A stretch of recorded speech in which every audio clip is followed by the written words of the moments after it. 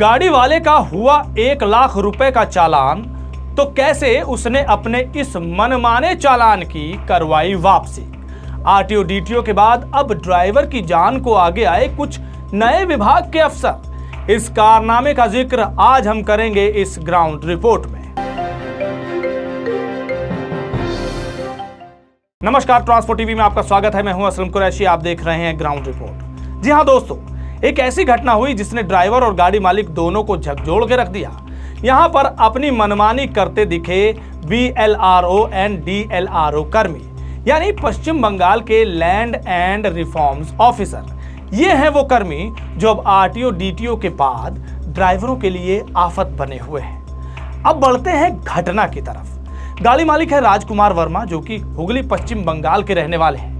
इनकी गाड़ी है जिसकी रजिस्ट्रेशन संख्या आप स्क्रीन पर देख सकते हैं। इसको लेकर इनका ड्राइवर सुनील रे, जिसमें रेत या बालू वो लेकर जा रहा था, उन्होंने अपने साथ पूरी घटी घटना को एक लेटर में, जो कि उन्होंने additional district magistrate and district and land reforms officer Purba Bardhaman को लिखा था।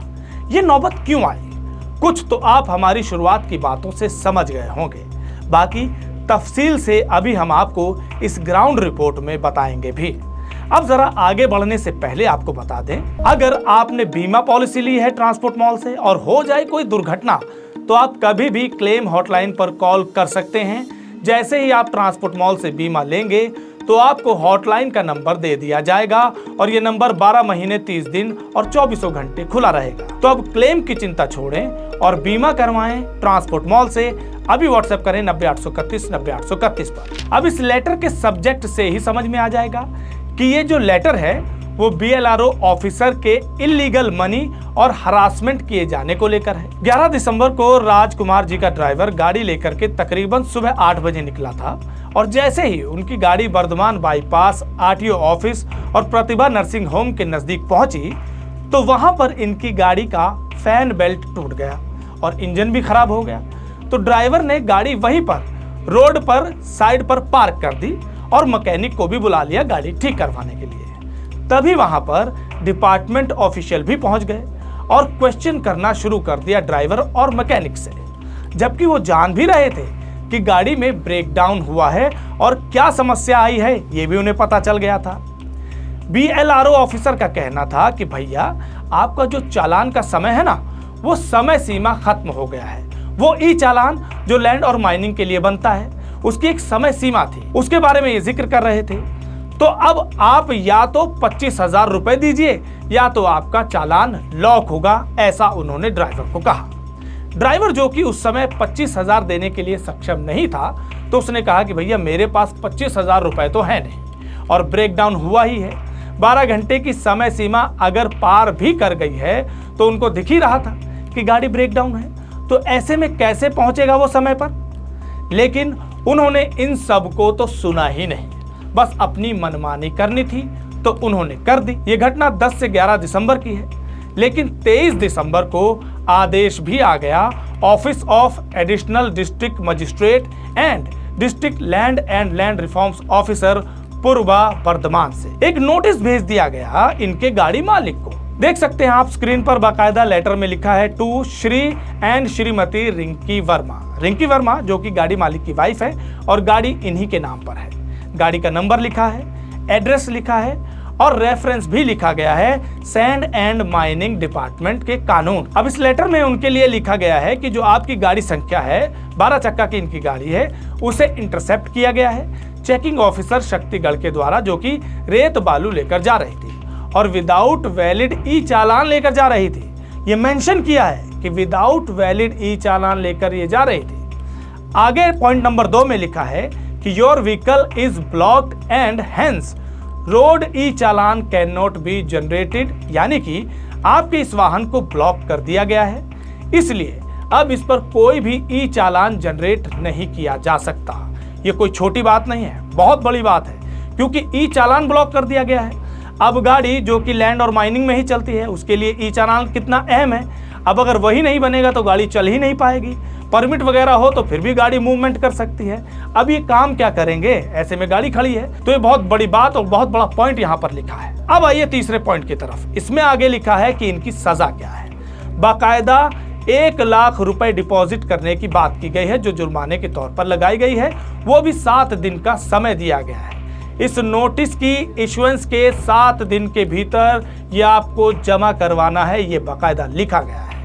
तभी आपका ये ई चालान अनब्लॉक हो पाएगा। तभी आप सेंट्रल पोर्टल से ई चालान बनवाने के या जनरेट करवाने के काबिल हो पाएंगे। यानी कि जब तक 1 लाख रुपए नहीं, तब तक गाड़ी की कोई मूवमेंट नहीं। क्यों? क्योंकि ई चालान ही जनरेट नहीं होगा। यही नहीं, ये भी लिखा गया है कि इसके अलावा भी आप पर और कार्रवाई हो सकती है अगर ये पेनल्टी आप नहीं जमा करवा पाए तो। अब मरता क्या ना करता, कुछ तो इन्हें करना ही था। तो इन्होंने सोचा कि उनके आगे तो झुकूंगा नहीं, क्योंकि अवैध तरीके से पैसे लेने की बात कर रहे हैं। 12 घंटे का समय बेशक था और वह समय बेशक पूरा हो गया था, लेकिन गाड़ी ब्रेक डाउन थी। कोई अपनी मर्जी से कहीं थोड़ी रुके थे। एक्सटेंड करवाने का टाइम भी नहीं दिया। इस गाड़ी मालिक ने ही जब आगे संगठन का सहारा लिया है तो ही उन्होंने ये सवाल भी उठाए हैं। जी हाँ, जब ये थक हार गए, इस तरह के नोटिस आ गए, इन्होंने भी आगे लिखा डिपार्टमेंट में, कहीं कोई सुनवाई नहीं हुई, तो फिर इन्होंने संगठन का सहारा लिया। इन्होंने जो लेटर लिखा था वो 4 फरवरी 2025 को लिखा था। उसका जवाब भी आया 20 फरवरी 2025 को, जिसमें ये लिखा था कि अब आपको ये करना ही पड़ेगा। जब तक आप ये जमा नहीं करेंगे, ई चालान आपका अनब्लॉक नहीं होगा। यानी कि जवाब में भी साफो साफ मना कर दिया गया। तब इन्होंने संगठन का सहारा लिया। और वो संगठन कौन सा था? Federation of waste Bengal truck operators. जी हाँ, ये वो एसोसिएशन है जिसके जनरल सेक्रेटरी सजल घोष वो आगे आए इनकी मदद के लिए। और इनके साथ कमल राज छेत्री जी भी हैं, जो कि काफी एक्टिव मेंबर हैं वेस्ट बंगाल नॉर्थ और आसाम के। सजल घोष, इन्होंने जब इनकी कहानी सुनी तो एक पत्र लिखा पश्चिम बंगाल के मुख्यमंत्री को, जिसमें यह लिखा गया है कि पश्चिम बंगाल में लगभग 30% से ज्यादा गाड़ियां जो चलती हैं वो लैंड और माइनिंग में चलती हैं। और इस तरह से समय निर्धारित तो कर दिया गया और उसके लिए पत्र में सवाल भी उठाए गए कि समय निर्धारण के बाद अगर ऐसी कोई स्थिति आती है तो उस समय का क्या जब रोड पर इवेंट होते हैं, रोड जाम होते हैं, कोई उत्सव मनाया जाता है, तब गाड़ी में देरी हो जाती है, तब क्या हो? तो उन्होंने लिखा है इस पत्र में कि आप और आपके डिपार्टमेंट के लोग बैठें और इधर से फेडरेशन के लोग बैठेंगे, उनमें से वाद विवाद हो और बैठकर बातचीत से इसका कोई हल निकाला जाए।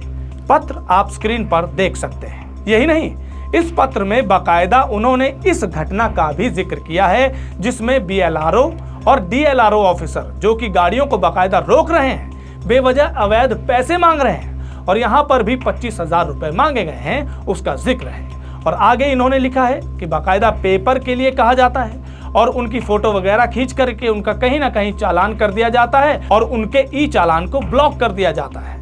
जनरल सेक्रेटरी सजल घोष से हमारी भी बातचीत हुई। इस बातचीत में भी उन्होंने यही बातें दोहराई। जब 12 घंटे का समय आप दे रहे हैं और अगर कोई जेन्युइन रीजन है, तब थोड़ी आप इस तरह से किसी को परेशान कर सकते हैं। और भी इसको लेकर बहुत सी बातें हुई जो कि इससे रिलेटेड थी और उन्होंने उसमें बहुत से सवाल उठाए हैं। हम लोग का वेस्ट बंगाल में 30% सैंड एंड मिनरल्स बालू खदान से बहुत गाड़ी हमारा चलता है। इसका बावजूद जो गाड़ी बालू लोड करता है खदान से, माइंस एंड मिनरल्स जो गवर्नमेंट है, ये गवर्नमेंट एक तो टाइम लगा दिया है। ये जो गाड़ी बालू लोड करेगा वो गाड़ी जितना टाइम में लोड करेगा उससे 12 घंटा टाइम है डिलीवरी करने का टाइम दिया है। ये चलते हम लोग का एक मेंबर है रिंकू वर्मा करके, उसका एक गाड़ी बर्धमान से बालू लोड किया है। बालू लोड करके वो गाड़ी शक्तिगढ़ तरफ आया है। उस टाइम उसका गाड़ी ब्रेक डाउन हो गया। ब्रेक डाउन होने के बाद जो ई चालान जो ड्राइवर को मिला है, वो ई चालान में 12 घंटा टाइम मेंटेन कर दिया है।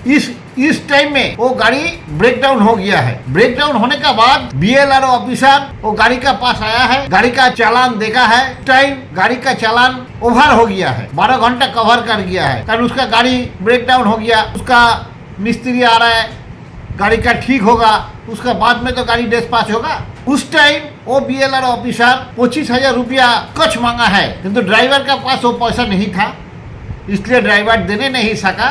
ड्राइवर मालिक को बोला है, मालिक का भी वैसे ही हाल है, इसलिए मालिक भी देने नहीं सका। इसका बावजूद वो गाड़ी का वो BLR ऑफिसर 1 लाख रुपया का केस कर दिया। 1 लाख रुपया का केस करने के बाद वो जो गाड़ी का मालिक है, सिंगल ओनर गाड़ी का मालिक, वो बहुत मुसीबत में गिर गया है। उसका एक गाड़ी है, वो बालू में ही चलता है। फिर वो क्या किया, वो हम लोग एसोसिएशन के पास आया एवं हम लोग को सब उसका जो डिटेल्स हुआ है वो हमको बोला है। बोलने के बाद हम लोग चिट्ठी किया है, लेटर दिया था, एक तो लेटर बनाया माइंस एंड मिनरल्स चेयरमैन एवं उसका कॉपी दिया DM Bardhaman, ADM Bardhaman, sand and mines minerals manager, सबको हम कॉपी दिया।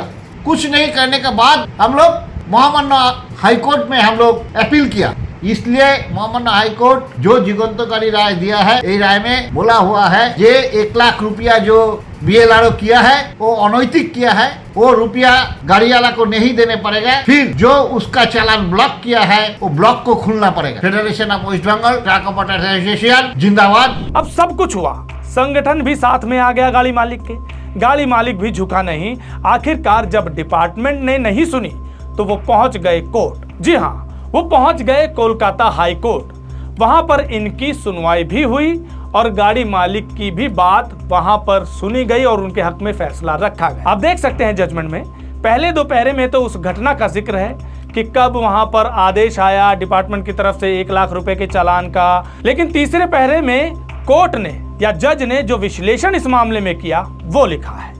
उन्होंने लिखा है कि 23 दिसंबर का जो आदेश जारी किया गया वो ना तो ठीक से लिखा गया है और ना ही उसमें ये साफ बताया गया है कि ट्रक को कब और क्यों रोका गया। इस पॉइंट को उन्होंने पकड़ा। उसमें यह भी ठीक से नहीं समझाया गया कि अधिकारियों ने कैसे ये मान लिया कि ट्रक बिना ई-चालान के चल रहा था। इस वजह से अदालत को यह आदेश साफ तौर पर मनमाना और बिना उचित कारण के लगा। आगे इन्होंने लिखा है कि the said respondent is directed to immediately remove blocking of the e-challan of the petitioner, thereby allowing the writ petitioner to duly ply his vehicle। इसलिए अदालत ने यह आदेश रद्द भी कर दिया। अदालत ने यह भी निर्देश दिया है कि याचिकाकर्ता के खिलाफ जो ई-चालान दर्ज किया गया था उसे तुरंत हटाया जाए ताकि वो अपना ट्रक चला सके, जो अभी हमने आपको अंग्रेजी में बताया भी। इन सब बातों को ध्यान में रखते हुए अदालत ने याचिका को स्वीकार कर लिया। चूंकि इस केस में अधिकारियों से कोई जवाब नहीं मांगा गया था, इसलिए उनकी तरफ से याचिकाकर्ता के आरोपों को नकारा नहीं गया, माना जाएगा। राय चट्टोपाध्याय जे, जिन्होंने पूरा केस सुना और फैसला सुनाया, बेहतरीन तरीके से इस केस को समझा और उस आदेश को पलट दिया जिसमें 1 लाख का चालान दिए जाने की बात की थी। इस घटना से समझ में आया कि अगर आप संघर्ष करें और आप सही हैं तो आपके साथ कुछ भी गलत नहीं हो सकता है। समय लगता है, सब्र करना पड़ता है, लेकिन शिद्दत से आप आगे बढ़ रहे हैं तो फैसला आपके हक में ही होगा। अब यहाँ पर जो आदेश दिया गया उसके लिए राय चट्टोपाध्याय जे, जो कि जज हैं, उनका बहुत बहुत धन्यवाद। और साथ ही धन्यवाद उन फेडरेशन का जिन्होंने ड्राइवर का, गाड़ी मालिक का साथ दिया। जी हाँ, उस फेडरेशन का और उनके जनरल सेक्रेटरी सजल घोष का, कमल राज जी का, जिन्होंने ड्राइवर को अकेला या गाड़ी मालिक को भी तनहा नहीं छोड़ा। हाँ, इस केस में एक अपडेट और आपको देते चले।